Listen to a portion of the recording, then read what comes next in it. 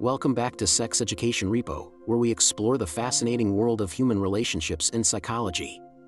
Today, we're diving into a phenomenon that has puzzled and pained countless individuals, the dreaded friend zone. It's that confusing space where one person develops romantic feelings, while the other sees them only as a good friend.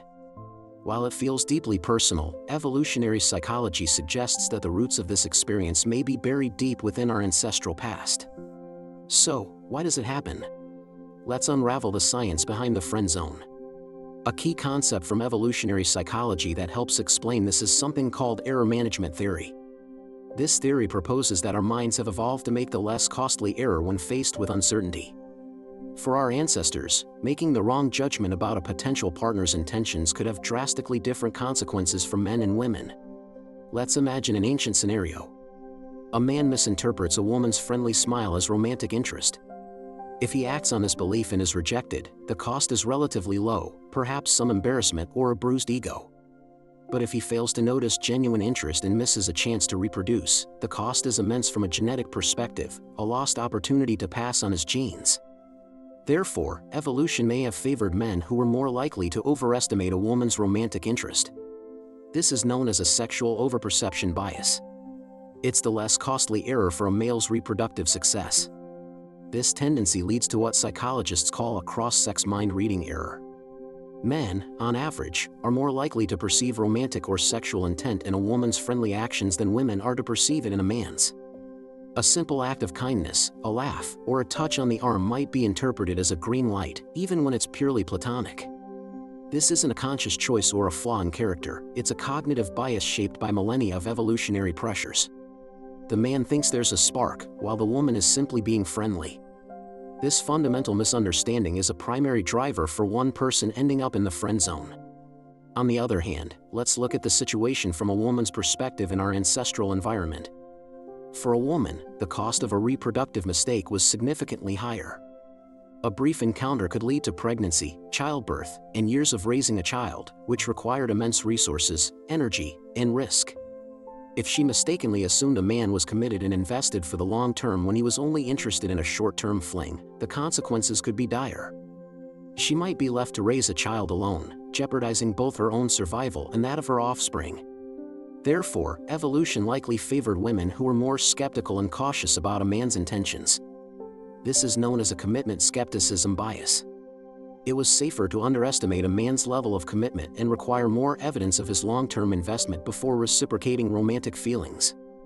This inherent cautiousness means that a woman might place a man in a probationary friend category to observe his behavior over time. She is subconsciously testing for signs of reliability, resourcefulness, and genuine long-term interest, not just fleeting attraction. This difference in reproductive strategies and the resulting cognitive biases create a perfect storm for the friend zone to emerge. One party, often the male, overperceives interest due to his evolutionary programming to not miss an opportunity.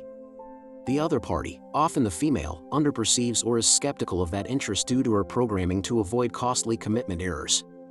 The man thinks, "She's into me," while the woman thinks, "He's a great friend, let's see how this goes." This disconnect in perception and intention is the very essence of the friend zone dynamic. Now, let's address the common complaint: why do nice guys finish last? From an evolutionary standpoint, being nice is not always the most attractive quality, at least not initially. Let's be clear, we are talking about being purely agreeable and non-confrontational, not about being a genuinely kind and good person. In the animal kingdom, and among our ancestors, females often looked for indicators of good genes. These indicators, or fitness signals, could include physical strength, health, social status, confidence, and dominance. These traits signaled that a male was a good protector and could provide for his offspring, and that he possessed genes that would lead to healthy, successful children. A man who is overly agreeable, who avoids all conflict, and who seeks constant approval might not be displaying these strong fitness signals. His niceness might be perceived, on a primal level, as a lack of confidence, assertiveness, or social dominance. The bad boy archetype, on the other hand, often exudes confidence, independence, and a certain level of social dominance. These are powerful, albeit sometimes superficial, signals of genetic fitness. They trigger a primal attraction because they mimic the traits that would have been valuable in an ancestral partner. This doesn't mean that women want a partner who is genuinely unkind or disrespectful. In fact, for a long-term relationship, qualities like kindness, cooperation, and reliability are incredibly important. This is where the nice guy paradox comes in. A woman might be initially attracted to the bad boy's display of genetic fitness for a short-term liaison. But for a long-term, committed partnership, she is far more likely to choose the nice guy who has demonstrated his reliability, kindness, and willingness to invest. The problem is that the nice guy might have already been placed in the friend zone while she was initially captivated by the flashier signals of another. He becomes the safe, reliable friend, but the initial spark of primal attraction was never ignited. He has proven his worth as a long-term provider and partner, but the window for being seen as a romantic option has closed. This is a simplification, of course. Human attraction is incredibly complex and influenced by culture, personal history, and individual personality. But these evolutionary frameworks provide a powerful explanation for why these patterns emerge so consistently. It's not about being nice or not nice. It's about displaying signals of value. A man who is kind but also confident, who has his own goals and ambitions, and who isn't afraid to be assertive when necessary, displays both good partner qualities and strong fitness signals. He communicates that he is both a worthy long-term investment and possesses good genes. So, the friend zone isn't necessarily a judgment on someone's character.